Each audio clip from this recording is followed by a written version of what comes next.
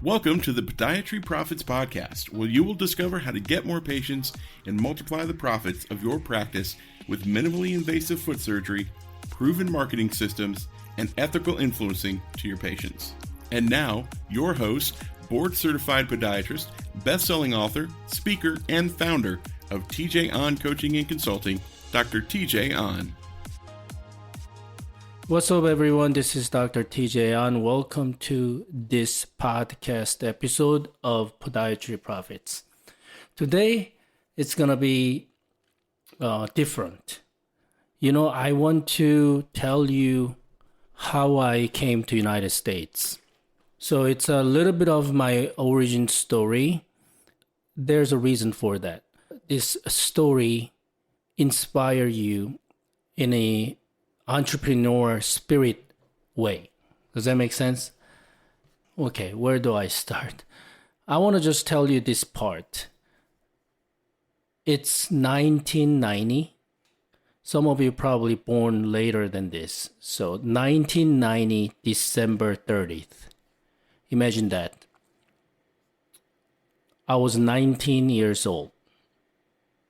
And I am in the airplane 747, left Seoul, Korea, never been to United States, and I am in the airplane going to the state of Tennessee.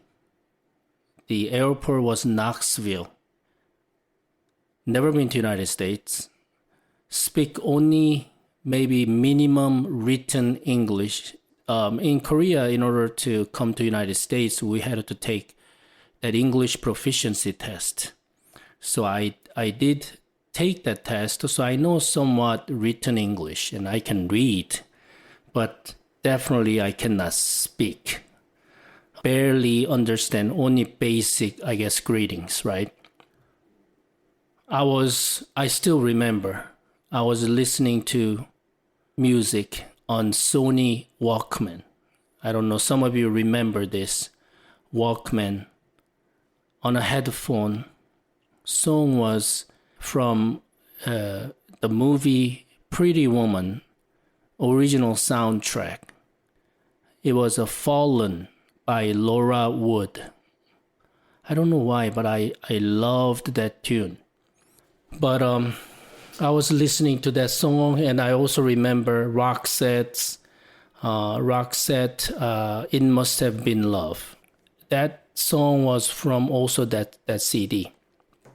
So whenever I listen to this song that comes out of radio, it's crazy, right? That auditory memory, it triggers that very vivid moment. I'm going to unknown world for better future. At 19 years old, by myself. You got to understand this too. I didn't come to United States with my family. I was just so independent and different. Being in the South Korea, I just felt someone's like choking me.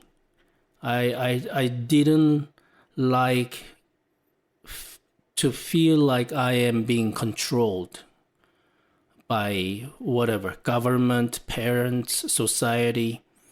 I wanted freedom. I wanted to explore. Even if I was by myself in the airplane listening to these two songs over and over, guess how I felt? I didn't feel scared at all. I wasn't afraid. I still remember vividly. I was so relieved and excited for this unknown future. To me, it's like a new frontier world that I am about to land. That was again 1990, December 30th. So 30 years have passed. A lot of things have happened, of course. Went through school, different relationships, martial arts teachers, went through different hobbies. It was, again, my very unique journey that I'm sharing with you, but this whole thing happened from that decision. I decided to leave South Korea and came to United States. You know, that's the, I think, entrepreneur spirit. I wasn't satisfied where I was. I felt like I deserved the bigger world. I wanted to be tested. I didn't want to be under someone's control. You know, in that case, my parents, obviously, those are the predominant one. I know they did it for the best interest in me because I have now my children. I mean, how childish and how immature I looked to my parents when I was 19 years old, I cannot imagine. But they let me go. But I was in the deep process of persuasion of my parents that I needed to go to United States. I needed to get out of that country. And they saw my desire, strong determination. Believe it or not, since I was 14, I made the decision to come to United States. I know. So that's maybe another episode. I'll tell you that story. But so for 5 years, I've been just visualizing vividly coming to United States. It took me 5 years. So when I landed the first day in Knoxville Airport of Tennessee, 1990, I wasn't scared. I was ready to accept the new environment, ready to adapt and survive in the new environment. But you know what? Adapting to new environment that was not the only time. I had to consistently adapt to a new environment. It could be your own level goes up. Could it be whole society or economic change, downturn, upturn, healthcare change. So I had to pivot, adapt to a new environment. Now just a year ago and still now, it's a pandemic global shift. Here you go. I adapt again. Nothing scares me. You accept that as a reality, but do not give in. You need to always try to become a better version of yourself, maybe for yourself or for your legacy, your family. Do not remain being given up the situation. You still got so much life in front of you. So hopefully this story inspired some doctors who are listening to this episode. I really never had a chance to share that moment, that story, the day I came to United States and then what was going on in my head in the airplane.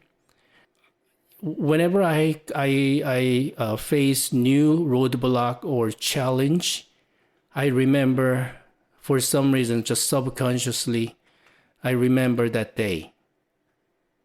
And then, I survived in the United States without my family, without the English, without a lot of that silver spoon type environment. But I achieved a lot, became United States citizen, have successful practice. And then, now, as you know, heavily and actively involved in consulting to help my colleagues. So I wanted to tell you about that burning desire and making decision, taking a risk. It's definitely essential part of a successful entrepreneurship. Sounds good? I will share another trait of entrepreneurship and different stories in the next upcoming episode. But if you like this episode, please leave me a comment. I want to hear your story. What was your defining moment in your life? Don't forget to give me a thumbs up and 5-star review and subscribe to this podcast. And I will see you in the next week episode. You've been listening to the Podiatry Profits Podcast with Dr. TJ Ahn. To find out more about Dr. TJ Ahn or discover how you can grow your podiatry practice, visit drtjahn.com, or you can also get a free copy of Dr. Ahn's best-selling book, Opt Out: How to Take Back Financial Control of Your Private Clinical Practice Without the Hassle of Insurance Companies. Just go to optoutbook.com.